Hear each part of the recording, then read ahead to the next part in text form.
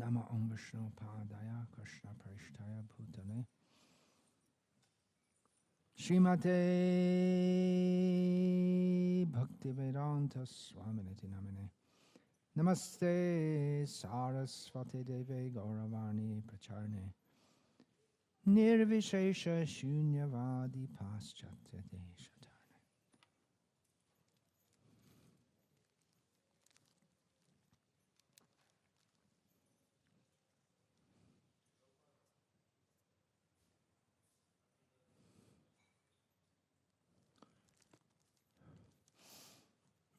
Om Namo Bhagavate Vasudevaya. Om Namo Bhagavate Vasudevaya. Om Namo Bhagavate Vasudevaya.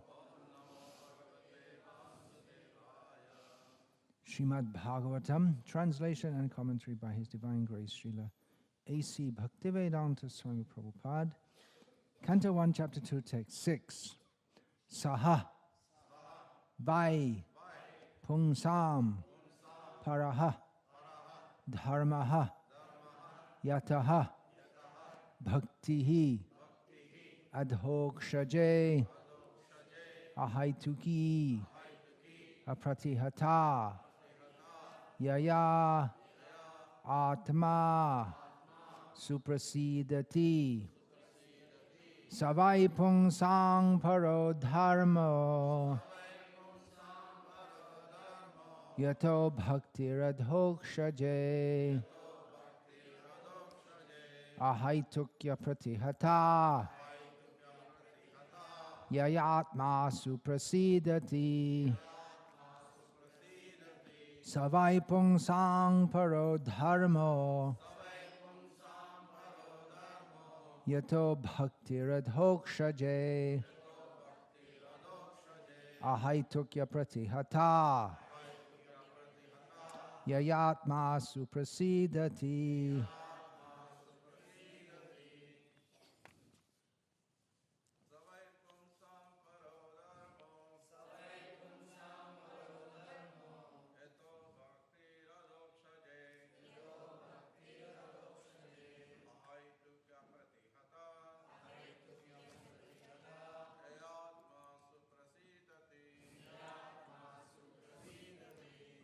All right, Hare Krishna.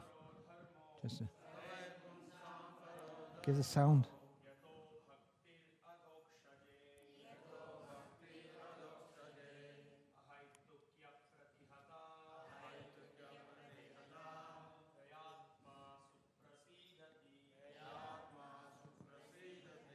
Hare Krishna. I'll say it again. I've said it many times. Some of you are chanting Ahaituki Apratihata. It should be Ahaitukya Pratihata.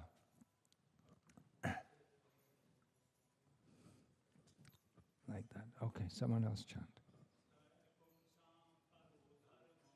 Savai Pungsang Paro Dharmo Yato Bhakti Radhokshaje.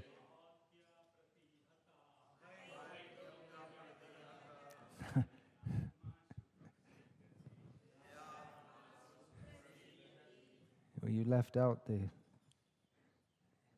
Ahaitukya. There should be ya, should be pronounced. Not the I is not pronounced as I, but there is it's pronounced.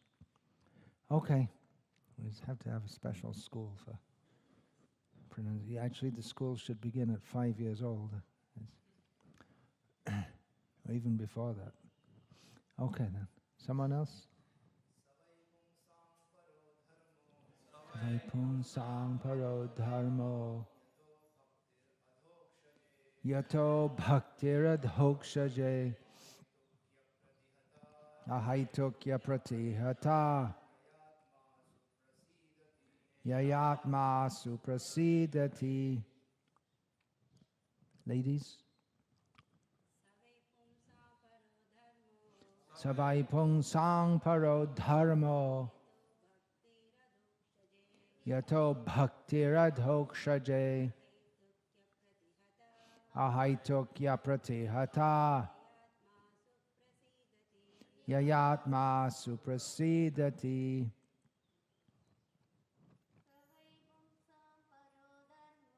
Savai pung sang paro dharmo yato bhakti radhokshaje ahaitokya pratihata yayatma suprasidati.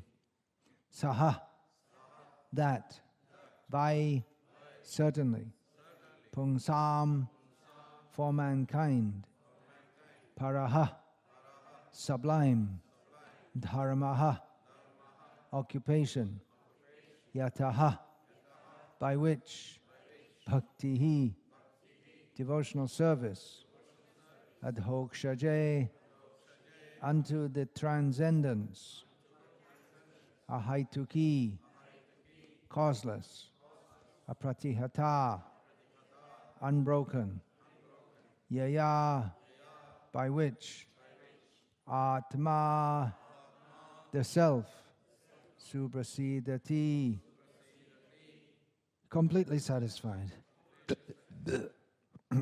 Translation: the supreme occupation, dharma, for all humanity is that by which men can attain to loving devotional service unto the transcendent Lord. Such devotional service must be unmotivated and uninterrupted to completely satisfy the self. Purport: in this statement, Sri Sutta Goswami answers the first question of the sages of Naimisharanya.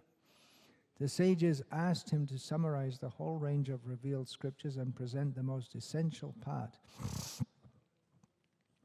so that fallen people or the people in general may easily take it up. The Vedas prescribe two different types of occupation for the human being. One is called the pravritti marga, or the path of sense enjoyment, and the other is called the nivritti marga, or the path of renunciation. The path of enjoyment is inferior, and the path of sacrifice for the supreme cause is superior. The material existence of the living being is a diseased condition of actual life. Actual life is spiritual existence, or Brahma Bhuta existence, where life is eternal, blissful, and full of knowledge. Material existence is temporary, illusory, and full of miseries. There is no happiness at all. There is just a futile attempt to get rid of the miseries, and temporary cessation of misery is falsely called happiness. Therefore, the path of progressive material enjoyment, which is temporary, miserable, and illusory, is inferior.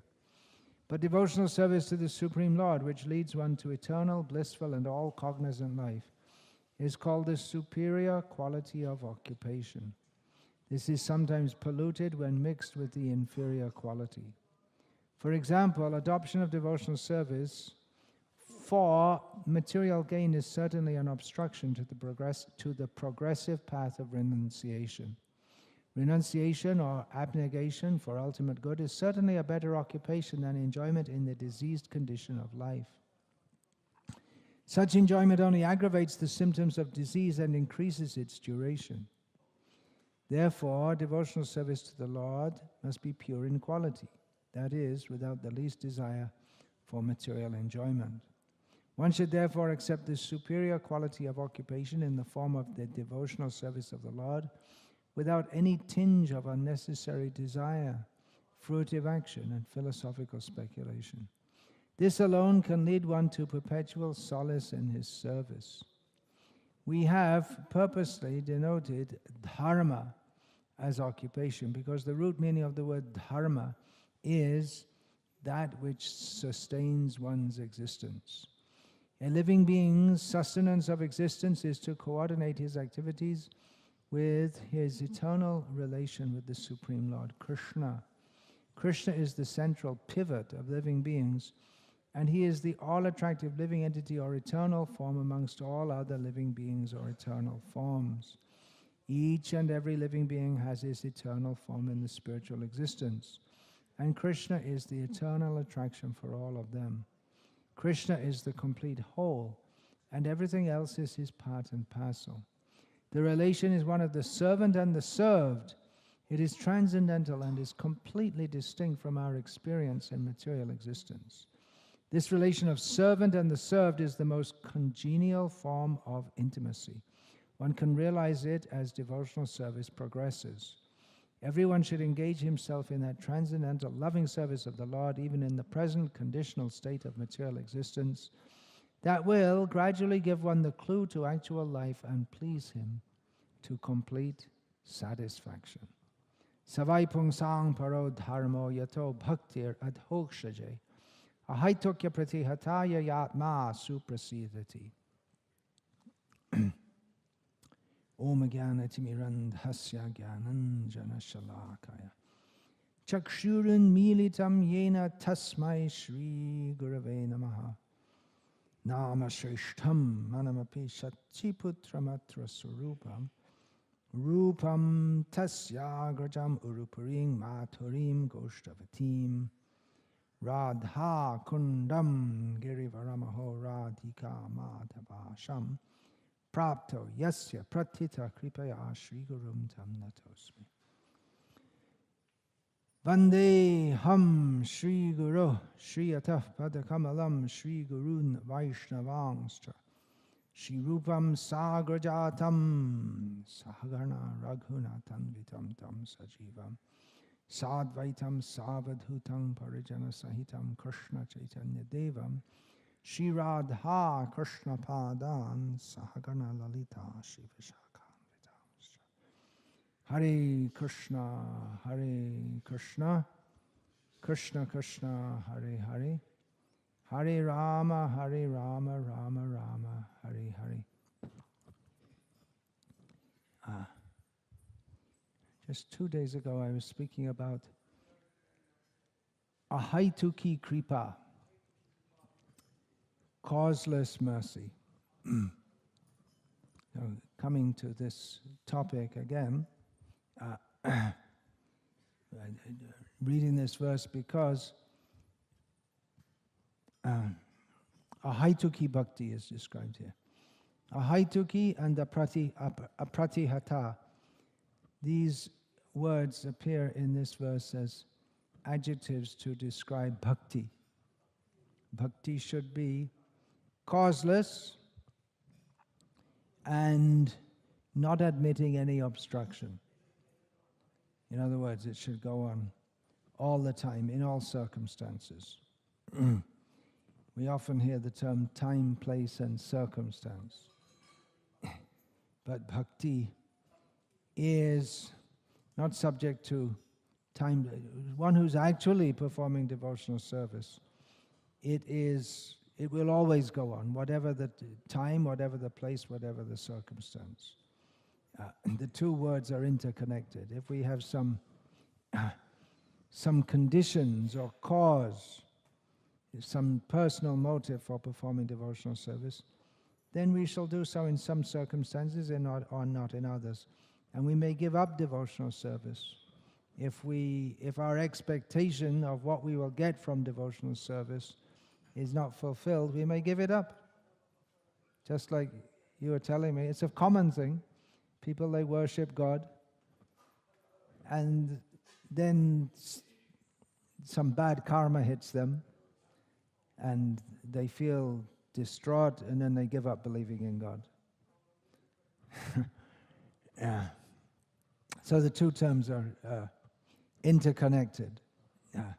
Ahaitukya pratihata.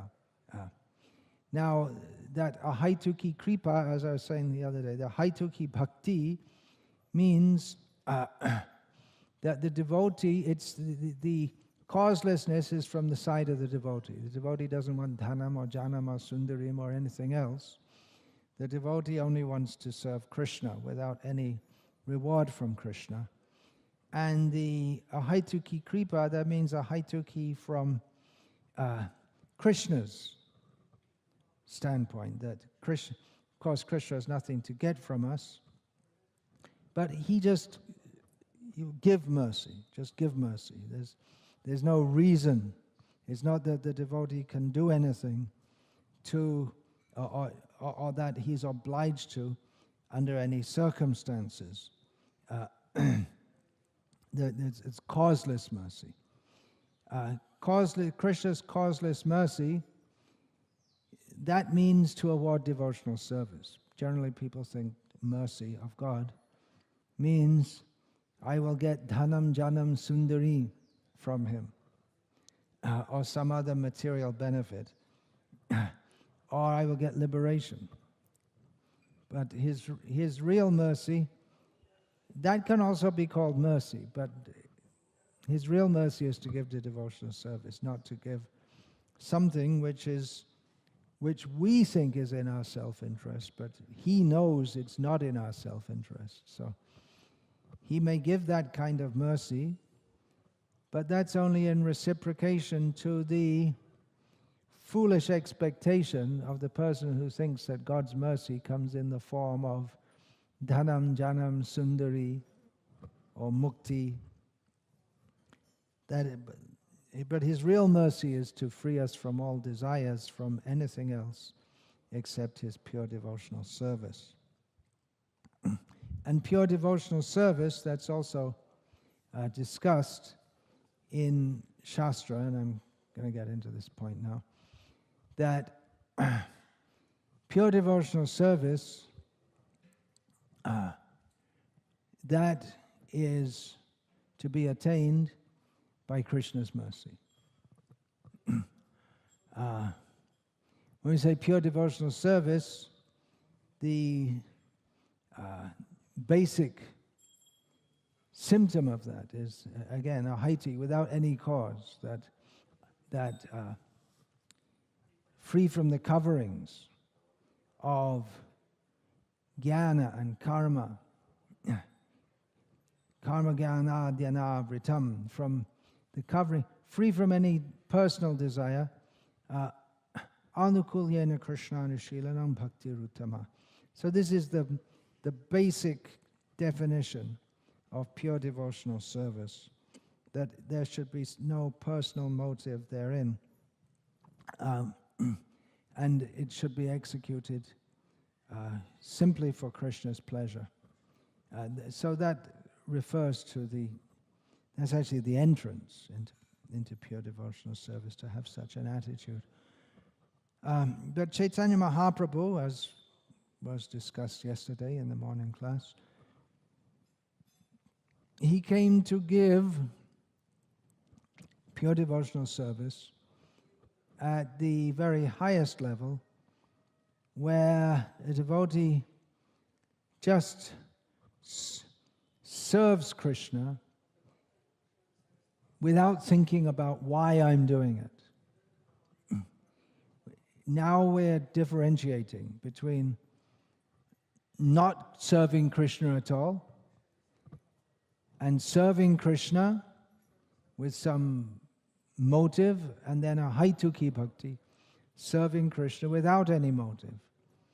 But the residents of Vrindavan, especially, their devotional service is spontaneous. That means they don't think about why I should do it. There's no calculation whatsoever. They don't do it as a matter of duty. It's spontaneous. Ragatmika, it comes from there. It's the feeling to serve Krishna is just the way they are. Their consciousness is like that. They don't have any thought to do anything else. They appear as ordinary village people who are not very philosophical. Generally, village people, cowherders, they're not a very philosophical community. They just go around and they go on with their life, and they're simple people, and that's what Krishna likes about them. Of course, they're not ordinary cowherding community of this world, but that point is that they have spontaneous devotion to Krishna without any calculation. And that can be, we can see, just like in this world, if we see a mother cares for her child, of course, in the modern age, this example may not go down so very well, because the mothers, they don't like to care for their children. They send they send them off to some pre-kindergarten or something, and then they prefer to pursue their career. But anyway, in more sane society than the one of the modern day, mothers, they love their children and they look after their children, and you don't have to say why. No one asks why. Why are you holding your child and looking after your child, and it's very hot, so you're carrying the child and covering with the sari so it doesn't get on this in the hot sunlight.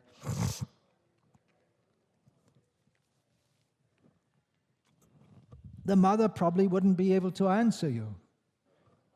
She might not have that much philosophical acumen to answer. She doesn't have to, from the baby's point of view, or from anyone else's point of view, apart from some silly psychologist or something like that. She doesn't have to. Psychologist, you don't say silly, it's just understood. You don't have to. It's just, she just does it. So that attitude in relationship to Krishna, that is called Ragatmika Bhakti, and the devotional service that Chaitanya Mahaprabhu introduces us to is particularly this Raganuga Bhakti, which means to follow the, or to try to develop, again, try to, that doesn't work here, to develop such spontaneous feelings for Krishna. And in his Bhakti Rasamrita Sindhu, Srila Rupa Goswami summarizes the teachings of Chaitanya Mahaprabhu in this respect, opening his treatise with this Anyabhilashita Shunya verse. And then he goes on to describe bhakti, two phases, Vaidhi Bhakti also, and Raganuga Bhakti. One is according to rules and regulations, Vaidhi Bhakti, and the other is simply spontaneous attraction, or to have an attraction, or to desire to have such an attraction, means Raganuga, to follow in the footsteps of the Ragatmika Bhaktas, the devotees of Vrindavan who have such spontaneous devotion. So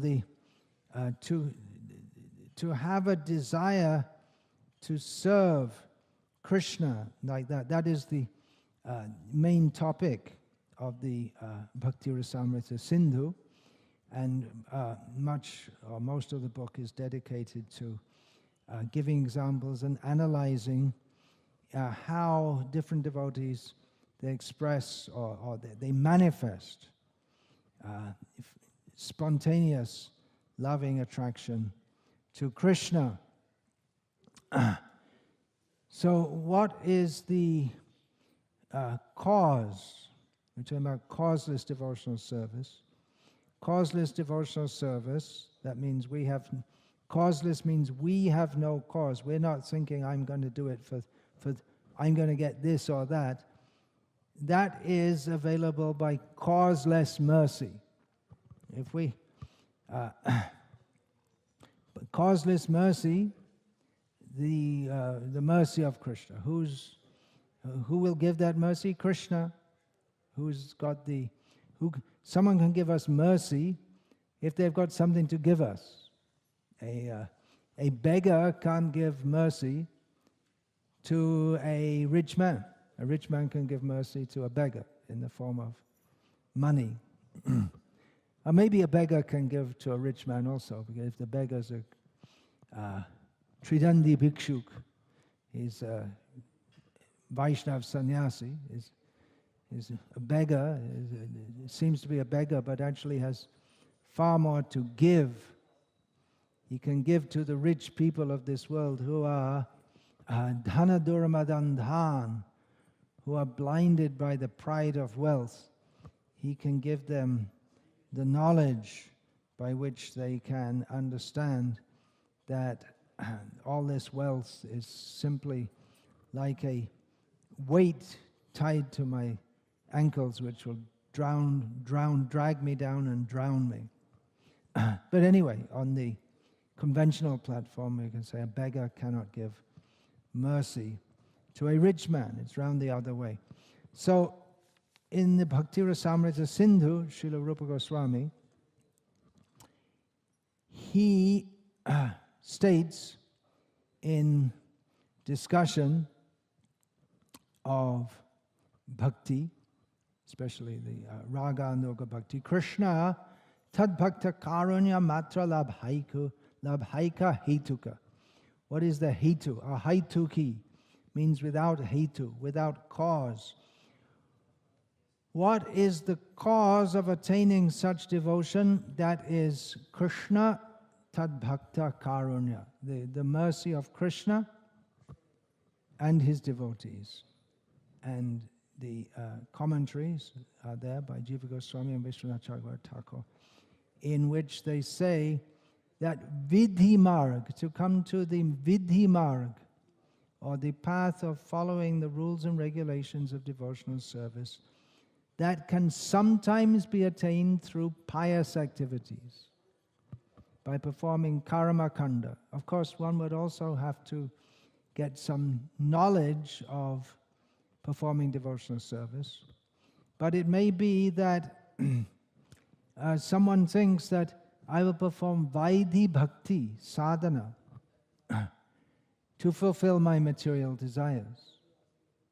If they think that I want my material desires, they're pious, they're following the Vedic karma kanda section, and then they see devotees, and they think, oh, they're worshipping Krishna. Krishna is supreme, or at least he's very powerful. So let me do bhakti. And yoga kshemam vahami aham. He'll give me whatever I want. It could be thought like that. So through pious acts, it can sometimes be possible to come to the platform of Vaidhi Bhakti, Vaidhi Sadhana Bhakti. But the word matra in this verse, Krishna tad bhakta karanya matra labhaika hetuka, shows that Raganuga Bhakti is only attainable by grace. And therefore, some people call it Pushti Marga, the path of nourishment. This Srila Prabhupada, Rupa Goswami directly writes this, and that Pushti Marga is known in the world today as the Vallabh Sampradaya, in which they also cultivate serving Krishna, particularly as a child, as parents to a child. So our acharyas have commented in various ways on this subject. Specifically, that bhakti is independent, has no material cause. In other words, there's nothing material that we can do to attain devotional service, because it's in a different category altogether. Just like the body and mind are material, the Atma is spirit, so there's nothing material that we can do to come to the spiritual platform. So bhakti is independent of jnana, karma, and yoga. These are material processes which pertain to the material body and the material mind. One performs karma kanda activities for swarga lokam, titang bhuktva swarga lokam vishalam, for enjoying tremendously in the heavenly planets. And then one performs jnana, or follows that path, with the aim of discrimination. Therefore, one famous Mayavadi sannyasi, or on the path of Jnana Margi, he was known as Vivekananda. And Vivek means discriminate. Is it this? Is it that? Na iti, neti neti, path of discrimination, using the mind. And yoga is yoga chitta vritti nirodha, the idea of stopping the proclivities of the mind.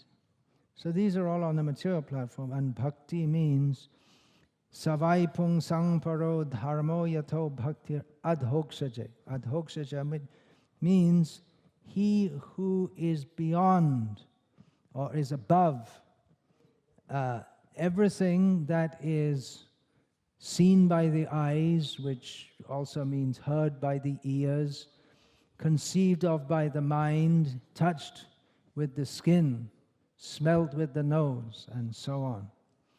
It's completely spiritual.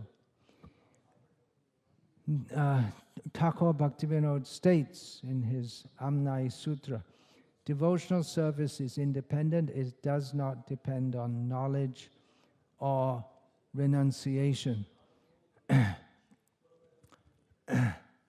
Bhakti is swatantra, independent of all these processes. So bhakti is independent of any material process. Bhakti is ahaituki. The very nature of bhakti is ahaituki, not caused by anything material. And therefore, instead of saying that someone, I got bhakti, is that bhakti manifests herself within the heart, and that's by the mercy of Krishna and his devotees. We say bhakti herself.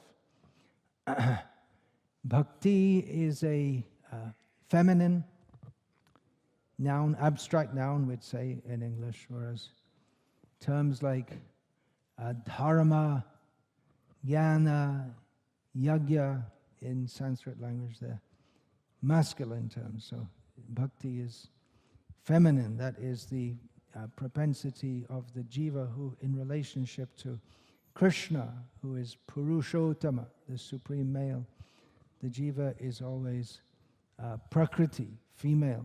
So the attitude of the predominated to the predominator, that is feminine bhakti, submission, not domination. In Sri Chaitanya Charitamrita, Chaitanya Mahaprabhu's instructions to Sanatana Goswami, he states, Jnana vairagyadi bhakti kabu nahayanga ahimsa yama niyamadi bule Krishna bhakta sangha. The path of jnana, speculative knowledge, and renunciation is not essential for devotional service. It's never an anga, it's never a part of devotional service. And ahimsa, yama, these are the yama niyam, all these practices. Yama and niyam, they are the practices which are to be undertaken by persons who are interested in any spiritual advancement. And that's in all processes, and particularly in the Eightfold Yoga Path, these are given as the two initial observances. One is not allowed into the yoga path, or one is not eligible unless they follow practices such as ahimsa, non-violence, asteya, not being a thief, not being duplicitous. There are various, in other words, one has to follow dharma, ordinary dharma, and then one can be admitted. But Krishnadas Kaviraj Goswami, citing Chaitanya Mahaprabhu, says that all such good qualities, they automatically accompany a pure devotee. Now, this shouldn't be misunderstood, that a devotee doesn't have to follow all these things. But rather, it should be understood that yes, to take up devotional service, one has to follow. You can't be a thief and a liar and a cheat. Well, actually, you can chant Hare Krishna, but one should understand that these are contaminated activities. Or even from the standpoint of pure devotional service, even piously performing yajnas for the sake of some material gain, that's also a contaminated activity. So the point here is that when one comes to the platform of pure devotional service, that one doesn't have to endeavor separately to become a vegetarian or a teetotaler or any such thing, because there'll be no attraction within the mind for performing such activities. In his purport to this verse from Chaitanya Charitamrita, Srila Prabhupada writes, sometimes a neophyte devotee or ordinary person thinks highly of speculative knowledge, austerity, penances, and renunciation, thinking them the only path for advancement in devotional service. We generally see that if someone is practicing devotional service and is very austere, then neophyte devotees think that such a person is very advanced because very austere. It's not necessarily true. Someone may be very austere for the sake of devotional advancement.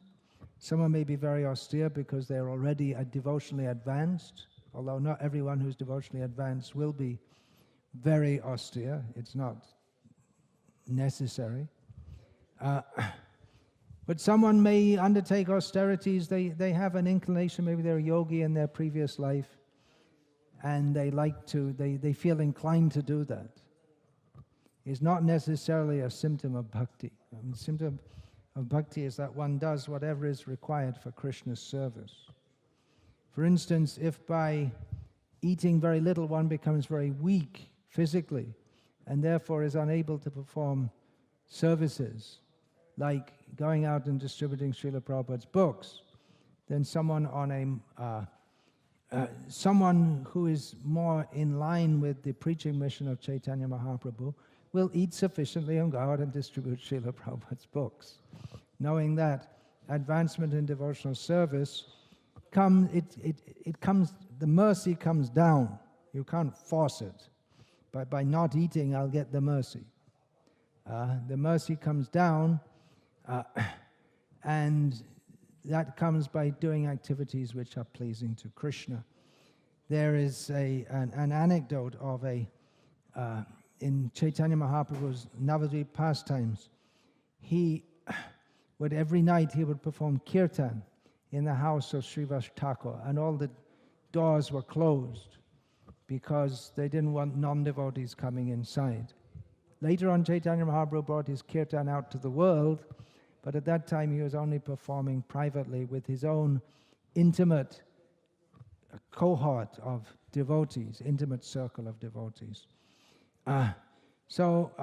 One brahmachari, not a devotee, but he was a brahmachari, he begged Srivas, because there was a rule, no one allowed, only entrance by invitation only.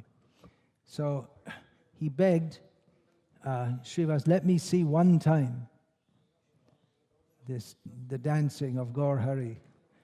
And Srivas relented. He thought, well, he's a Brahmin, he's a brahmachari, he's very austere. He only drinks milk. He's so austere. He only drinks milk. He doesn't take any food. He lives on drinking milk only. So Chaitanya Mahaprabhu, the kirtan was going on, and he understood that someone was present who shouldn't be here. He could understand from the psychic vibrations. And then he asked Srivas, hey, Srivas, did you let anyone in who's not supposed to be in? And Srivas, he couldn't lie. He said, well, but he's a Brahmin and he only drinks milk.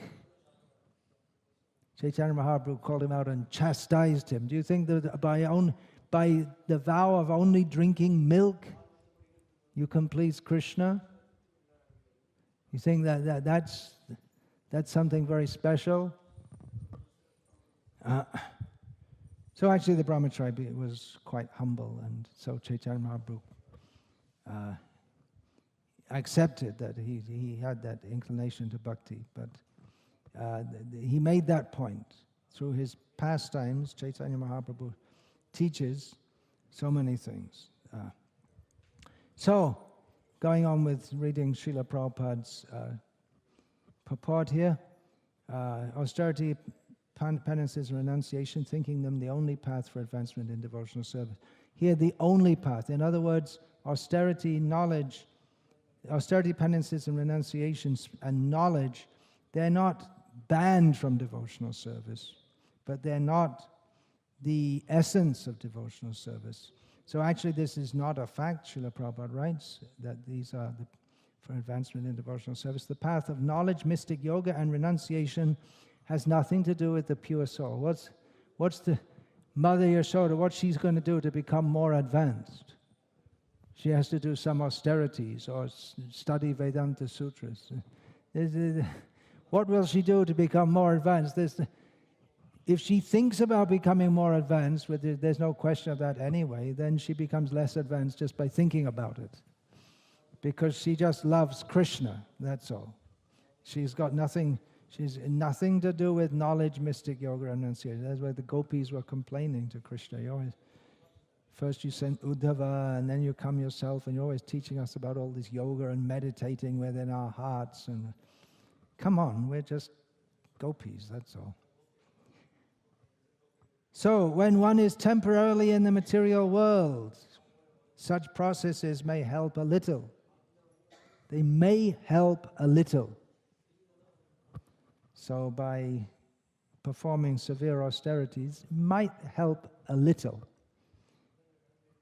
Of course, patrang pushpang palang toyam yome bhaktya prayachati tadaham bhakti uparitam ashnami prayatapmana. Instead of fasting for days on end, just offer a flower to Krishna. You'll make much more advancement if it's offered with some genuine feeling for Krishna. But these processes may help a little, but they are not necessary for a pure devotee of Krishna.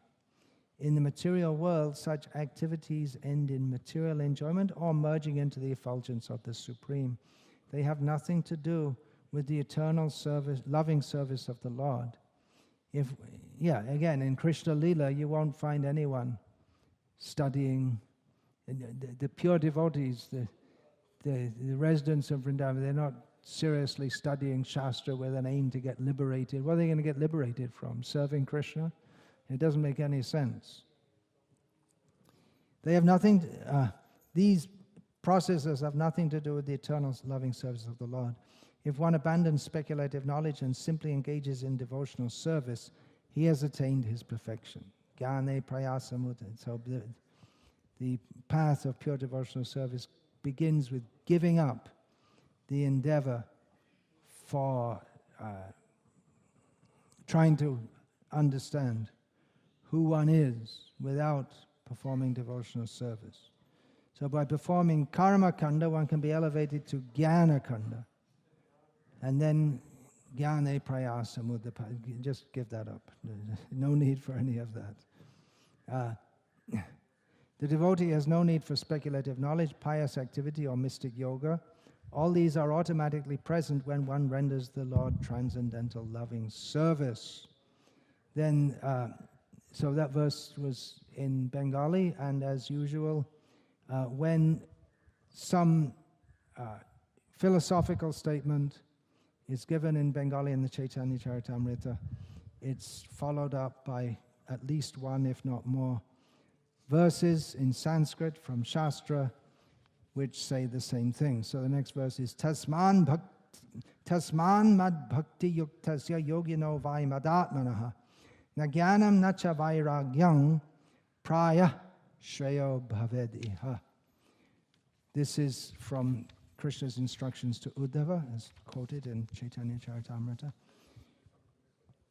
For one who is fully engaged in my devotional service, whose mind is fixed on me in bhakti yoga, the path of speculative knowledge and dry renunciation is not very beneficial. Now, Srila Prabhupada's purport to this: the path of devotional service is always independent of other activity. So again, how bhakti is ahaituki, not caused by karma, jnana, or yoga. This is the topic under discussion. The path of speculative knowledge and mystic yoga may be a little beneficial in the beginning. Again, same words used. But it cannot be considered part of devotional service. This verse, Srimad Bhagavatam, Canto 11, Chapter 20, Text 31, was spoken by Lord Krishna when he was speaking to Uddhava before his, Krishna's, departure from this material world. These are important instructions given directly by Lord Krishna. Sri Uddhava asked the Lord about the two kinds of instructions given in the Vedas. One instruction is called Pravritti Marga, and the other is called Nivritti Marga. These are directions for enjoying the material world according to regulated principles. That's Pravritti Marga, and then giving up the material world for higher spiritual understanding. That's Nivritti Marga. Sometimes one does not know whether to practice speculative knowledge and mystic yoga for advancement in spiritual knowledge. Krishna explains to Uddhava that the mechanical process of speculative knowledge and yoga is not necessary for advancing in devotional service. Devotional service is completely spiritual. It has nothing to do with material things. It is awakened by hearing and chanting in the association of devotees. Because devotional service is always transcendental, it has nothing to do with material activity. So that's a discussion of how bhakti is ahaituki. It's independent of pious. There's no question of impious activities leading to bhakti, but even mundane pious activities, they may help one to be more susceptible to take to bhakti, but they are not actual parts of bhakti. Bhakti is not independent. Bhakti is not dependent on them. And apratihata, bhakti is independent of material circumstances. Now, this subject has been nicely summarized in 2 sentences in a book by Vaisheshika Prabhu, recently published just over a year ago, called Our Family Business, wherein he writes, success on the path of karma requires exactness of procedures, and of jnana, purity of mind. In contrast, advancement on the path of bhakti is independent of anything material. Even if one does not execute the practices perfectly, or one's mind is not completely pure, if one incidentally or imperfectly gives something to the devotees engaged in serving Krishna, especially if one chants the holy name, such service will take one forward. So this book, Our Family Business, is about distributing, specifically selling Srila Prabhupada's books. So he's making the point there that devotees, by giving to the devotee who's giving the book, by giving money for the book, they are making a step forward, major step forward, toward the path of devotional service. Here's a quote from Srila Prabhupada's lecture in Mayapur on April the 7th, 1975. You don't require very high education, neither you require to take your birth in a very high family. Ahaituki, execution of devotional service is independent, completely. It has nothing to do with material conditions. Ahaitokya pratihata, no material condition can check it. Who can check it? If all over the world they chant Hare Krishna, who can check? No government can check, no communist party can check. So it doesn't require material conditions that you need to take. You have to have Janmaishvarya Shruta Shri, that one has to have very high birth, that one has to have material wealth, one has to be highly educated, one has to be very beautiful. In fact, these may be obstacles to taking devotional service, as these words are quoted by Shrimati Kunti Devi, Janmaishvarya Shuta Shri Bhir Edamana Madapuman, Naivar Hatya Pithatung Vai Twama Kinchana Gotra. Arhata. Arhata means deserving or qualification. So this Janmaishvarya Shuta Shri, they do not form qualifications for attaining Krishna. In fact, they may be obstacles because people tend to become proud because of this.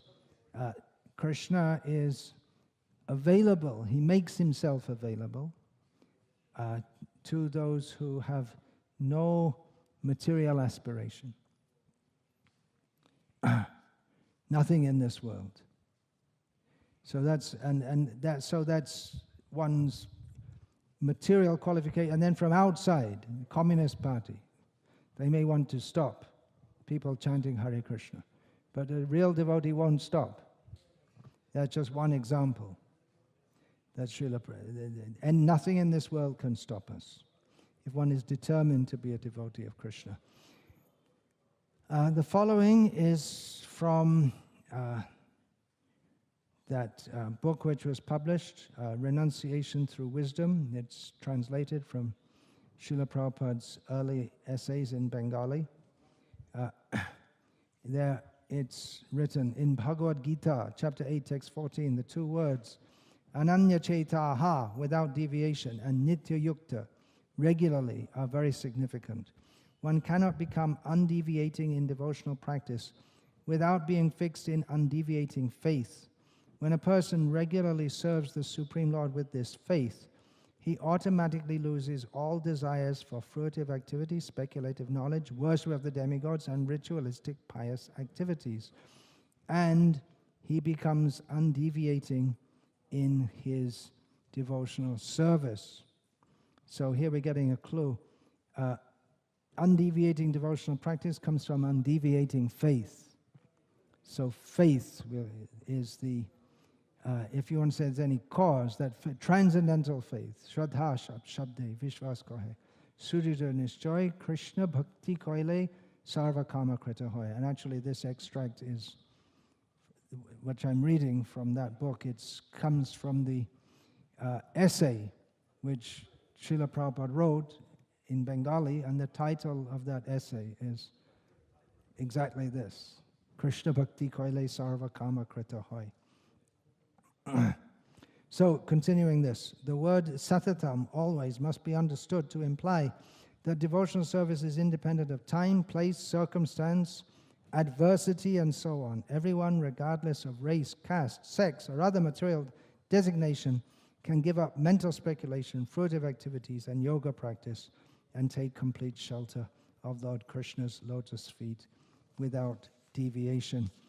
I'll plan to continue speaking on this tomorrow, and maybe it'll take a few days, because it's, you could say it's a technical subject, but it's one which Chaitanya Mahaprabhu spoke about, and which our acharyas have written about and discussed. It's a very important point to understand that what we're doing in Krishna consciousness, it's not pious Hinduism or any ism of this world. And the advancement in Krishna consciousness, we have to make our effort, but ultimately it depends on the mercy of Krishna and his devotees. That's the essence of all these topics. But we'll just discuss some various quotations from Shastra and from Srila Prabhupada and our acharyas to understand this in more detail. So yeah, I'll finish there, and Hare Krishna. If Krishna so desires, we can continue this tomorrow morning. Definitely Krishna desires, because he likes that these things are discussed. Punya Shravana Kirtana is his one name. But whether he will allow us, in particular myself, that we can't say. We have to see what Krishna's plan is. We don't know. But anyway, if life goes on more or less as it does, day after day, then tomorrow I'll speak on this some more. Hare Krishna. I'll not take questions now because questions would probably take us into subject matter which is to be systematically discussed. So step by step. Hare Krishna.